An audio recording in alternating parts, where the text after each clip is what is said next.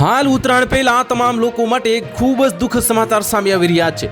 ઉત્તરાયણને ગણતરીના દિવસો બાકી રહ્યા છે ત્યારે પતંગના દોરાથી ગળા કપાવા સહિતના અકસ્માતો એક તરફ સામે આવી રહ્યા છે ત્યારે બીજી તરફ વાલીઓને સાવધાન કરતો એક કિસ્સો સુરતમાં નોંધાયો છે, જેમાં પતંગના દોરાથી માથાકૂટમાં માઠું લાગી જતા 10 વર્ષના બાળકે ફાંસો લગાવીને આપઘાત કરી લીધો છે, જેથી પરિવારમાં શોકનું મોજું ફરી વળ્યું છે। અને સુરતના વરિયાવ વિસ્તારમાં ભલાભાઈ દલપતભાઈ રાઠોડ તેના 4 બાળકો અને પત્ની સાથે રહે છે ત્યારે ભલાભાઈ અને તેની પત્ની મજૂરી કામ માટે ખેતરે જતા રહ્યા હતા અને આ દરમિયાન બાળકો ઘરે એકલા હતા, જેથી ઉત્તરાયણ અગાઉ આ બાળકો પતંગ ઉડાવી રહ્યા હતા।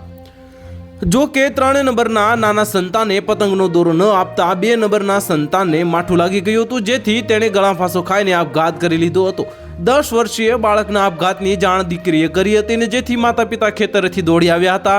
બાદમાં બાળકને હોસ્પિટલમાં લઈ જવામાં આવ્યો હતો, જ્યાં તેને મૃત જાહેર કરવામાં આવ્યું હતું અને હાલ 10 વર્ષના બાળકના ચોંકાવનારા જે આપઘાતને લઈને પોલીસ તપાસ શરૂ કરી દીધી છે અને બાળકે ખરેખર આપઘાત કર્યો છે કે તેને આપઘાતમાં ખપાવવાનો પ્રયાસ કરવામાં આવ્યો છે તેને લઈને પોસ્ટમોર્ટમ હાથ ધરવામાં આવ્યું છે। તો હાલ માટે આટલું જ, મળીશું નવી અપડેટ સાથે। જો તમને અમારા વિડીયો પસંદ આવતા હોય તો વિડીયોને લાઇક કરી દેજો, ચેનલને સબસ્ક્રાઇબ કરી બાજુમાં આવેલા બેલ આઇકનને દબાવી દો, જેથી તમને આવા સમાચારની અપડેટ મળતી રહે।